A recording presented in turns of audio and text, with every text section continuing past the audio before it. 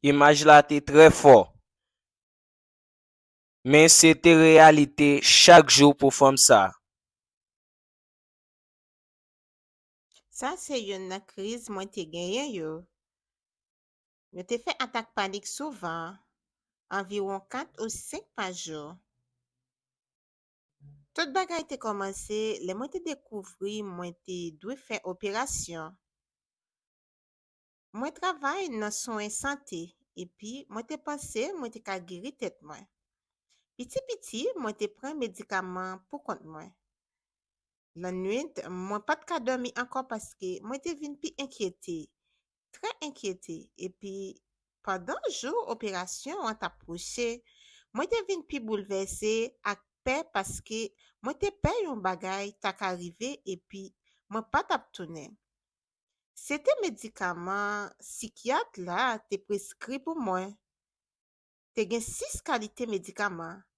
Epi mwen te pran 8 pa jou, men oken nan yo pat manche. Jou operasyon mwen te komanse panike a koz du le ya. Paske operasyon se yon operasyon ki traumatik, an pil, e ki fe mal. Mem apre dezyem operasyon, mwen pat gen fos pou m reagi ankor. Apre dezyem nan, li te vin pi mal. Mwen te konrele tankou yon moun fou nan la ria. Paran yo ap viv nan yon apatman, epi mwen te rete lakay paran yo pandan plis pase yon ane, epi se yo menm ki te pran.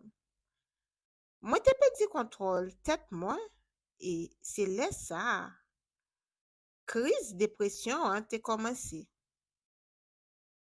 Kote mwen te tande vwa, epi vwa sa yo te anseyem ki jan mwen te oblije touye tet mwen. Yo psikiat te preskri medikaman chak 3 mwa, epi mwen te pran plis pase 100 gren. Le personel l'hopital la te rive pou edem, mwen te deja san konesans, nan koma. Epi yo te transferem nan klinik Jacintino, ki te katye ki pi pre kote yo te ka inkubem. Ben, dokter ya te di fami mwen te ka reveye nan demen. Mwen te ka reveye nan yon semen, mwen te ka reveye nan yon mwa, ou swa mwen te ka pa reveye dito. Masi Cléide te si vive. Men lè li te retounen lakay li, kriz yo te vin pi souvan, epi pi fe pe. Epi ambilans lan te kon rive, epi menem l'hopital. Epi padan semen nan, mwen panse yo te kon menem l'hopital environ 7 ou 8 fwa. Yo te komen deja. Oui, mwen pat benyen, mwen pat vle bose dam, mwen pat vle fe anyen ankor. Mwen te komanse izole tet mwen te jiz vle kouche. Mwen pat vle pale ak person, epi pitit fi mwen ki te chita bokotem nan, mwen te kon gadel. Ti pitit gasom nan, epi nan izolasyon sa yo, mwen te kon bat tet mwen te komanse bat tet mwen te kon frape tet mwen nan bram. Mwen te fini lem mwen te vin lisid. Mwen te kon vini di maman pa kitem, paske sinon, mwen pa ka panse a anyen, ni tande oken vwa. Mwen panse c'était yon kesyon de 20 ou 30 menit. Apre sa tout bagay te rekomanse, vwa yo, epi mwen pa ti sipoze panse kon sa. Epi te gen yon doule, mwen te senti yon doule nan kem, ki pat doule fizik. C'était yon gros doule nan nam. Li te fe mal, mwen te konrele bien fò, maman, li fe mal. Doule mwen te senti nan nam, te pi fò pase la vi. Lem te kite yon nan fwa, mwen ta l'hopital la. Epi mpata la kay mwen ankor. Yon dokter ki te konem deja, ekip medikal la te di, non, li pa pal la kay ankor. Nou pral voyel nan yon l'hopital psikiatrik. Mwen sonje psikiat la, dokter a te di, eske ou konen ki kote ou ye? Mwen te di, oui, mwen konen. Yo pral mare yo. Au commencement, nous ki gen yon chambre côté patient tant kou rete. Moun ki en crise qui pa ka pou kont yo au soir aller dans toilette. Yo dwe mare yo nan cabane parce que ou nan yo phase dangereux konya. Et puis ou pas pour compte ou. Et puis yo te marem là pour manger, yo te démarré tête moi et puis yon moun ta veye. Yon technicien nous t'a mangé et puis après c'est réellement mort. Yo t'a recommencé, moi t'a dit sorti ici là, sorti ici là. Moi quoi moun yo te tende yo même bagay avem. Et puis moi te prendre désespoir ça tout. Le yo te lagem nan jou yo te lagem nan psychiatre là, te gadem et puis il te dit est-ce que ou vle yo lage ou? Moi te dit li oui. Li te gadem et puis il te dit est-ce que ou certain ou pas essayer encore? Si ou essaye ou après retourner. Moi te dit ça pas arrivé. Mais après ça, moi te commencé gen crise et puis pendant année et demi ça, moi te allé kay psychiatre là chaque 3 mois et puis il te prescrit médicaments pour 3 mois. Donc pendant temps ça, maman était déjà dans l'église universelle là et puis il te commencé gommer pour moi. Maman te mené l'église et puis moi te allé mais même si ça dans service de délivrance là, moi te allé mais moi te resté dans tranquillité. Point krasé a te rive, le mwen te wè maman map soufri. Nan mi tan la nuit, li te gen radio li li men.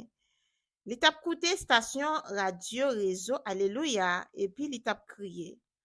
Se lè sa, mwen te reveye, epi mwen te wè sen sa. Maman te a genou, epi li tap di. Li pat vle pedi pitit fi li ya. Sa te yon gro impact pou mwen. Se lè sa mwen te di, non. Mwen pral oblige gome avel. Nan deme mwen te di maman, mwen pral l'église avel kounye ya. Mwen pral le pou tèt mwen. Mwen pap ale paske ou vle menem isit la. Anvan, mwen tap ale paske li te vle ale avem. Li te menem, men apre sa mwen te di sa sifi.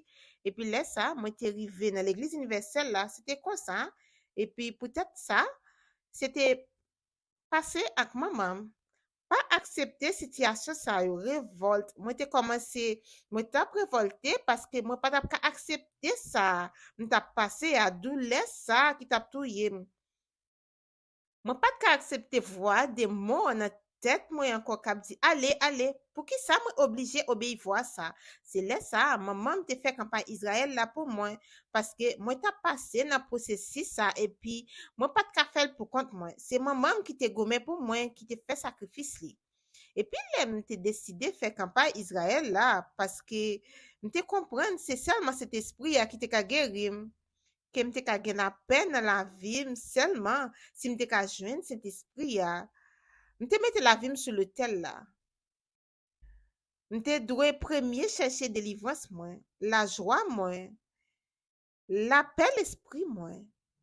Là, m'te monté sur l'autel là, m'te dit, Jésus moi, ça qui fin vieux grand monde, ça m'était passé angoisse moins, la péresse moins, affliction moins, insécurité moins, inquiétude moins, dépression moins. Là m'te descend sur l'hôtel là, m'te descend avec certitude que m'te libre, que m'te gen force pour m'goumer. M'te commencé prier et puis m'te dit Jésus, m'pas ka supporter ça encore. M'pas ka supporter ça encore. M'besoin embrasser. C'est yon bagay qui pas ka expliquer parce que m'te senti la joie ça. M'te commencé prier. Et puis tout d'un coup, cet esprit a te prendre dans yon façon que je dis à moi paré pour faire face mode là. Moi paré pour me monter n'importe bagay avec. E combien notre crise ou te gagne après juste Pas même qu'il y a une autre crise. Moi, moi te quitté toute bagay sur l'hôtel là. Moi te quitté toute bagay là. Moi te crois, que moi t'observé un bon Dieu qui te prend toute bagaille pour moi et puis qui te ban moi un nouveau la vie. Bom, por que esse medicamento saiu lá? Pour aller dans Fatra, pour aller dans Fatra, Est-ce qu'il est pas utilisé c'est encore? pas pour moi. Moi pas utilisé aucun médicament ça yo encore. Madame ça, t'es resté sur l'hôtel là.